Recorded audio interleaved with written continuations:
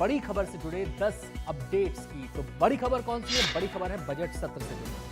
संसद का बजट सत्र आज से शुरू हो रहा है। राष्ट्रपति द्रौपदी मुर्मू आज संसद के दोनों सदनों को संबोधित करेंगी, जिसके साथ ही बजट सत्र की शुरुआत होगी। बजट 1 फरवरी को पेश किया जाएगा। सरकार ने सभी दलों के नेताओं से शांतिपूर्ण सत्र चलाने की अपील की है। वित्त मंत्री निर्मला सीतारमण आज संसद में आर्थिक सर्वेक्षण पेश करेंगी। इसे मुख्य आर्थिक सलाहकार वी अनंत नागेश्वरन की निगरानी में तैयार किया गया है। आर्थिक सर्वेक्षण में पिछले 1 साल के आर्थिक प्रदर्शन का विस्तृत विश्लेषण और भविष्य की संभावित नीतियों के सुझाव दिए जाते हैं। बजट सत्र में सरकार 16 बिल लाने की तैयारी कर रही है। इनमें वक्फ और इमिग्रेशन से जुड़े अहम बिल शामिल हैं। सरकार की कोशिश होगी कि राष्ट्रपति के अभिभाषण पर शांतिपूर्वक चर्चा हो और सत्र के दौरान संसद का माहौल शांतिपूर्ण बना रहे। संसद का बजट सत्र 2 चरणों में होगा। पहला चरण 13 फरवरी को खत्म होगा। दूसरा चरण 10 मार्च से शुरू होकर 4 अप्रैल तक चलेगा। पक्ष और विपक्ष के बीच तनातनी को देखते हुए कह सकते हैं ये सत्र भी पिछली बार की तरह हंगामेदार रह सकता है।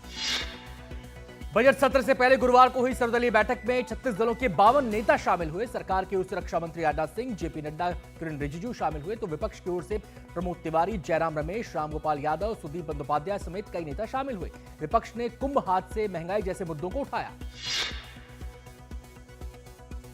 बजट में वित्त मंत्री नए टैक्स रिजीम को और आकर्षक बनाने के लिए नए प्रस्ताव का ऐलान कर सकती है। हालांकि ओल्ड टैक्स रिजीम वालों को राहत मिलने की गुंजाइश कम है। टैक्स कानून विशेषज्ञ वेद जैन के मुताबिक नए इनकम टैक्स बिल का भी ऐलान हो सकता है।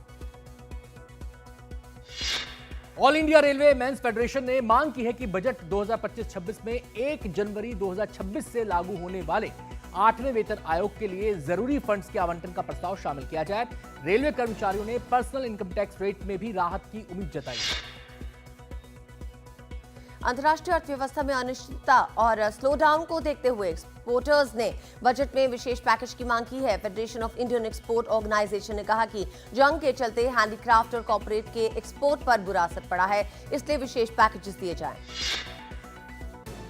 सेमीकंडक्टर्स और इलेक्ट्रॉनिक्स सेक्टर को भी बजट से बड़ी उम्मीदें हैं। ये दोनों सेक्टर सरकार का फोकस एरिया भी हैं। सीआईआई की नेशनल कमेटी ऑन इलेक्ट्रॉनिक्स के चेयरमैन विनोद शर्मा को उम्मीद है कि बजट में मैन्युफैक्चरिंग को और बढ़ावा देने के लिए एक बड़े पैकेज का ऐलान हो सकता है।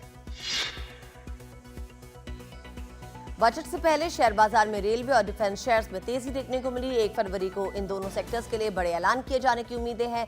रेलवे के शेयर्स में 1% से 5% की तेजी रही, वहीं डिफेंस कंपनियों के शेयर्स में 4% से अधिक तक का उछाल रहा।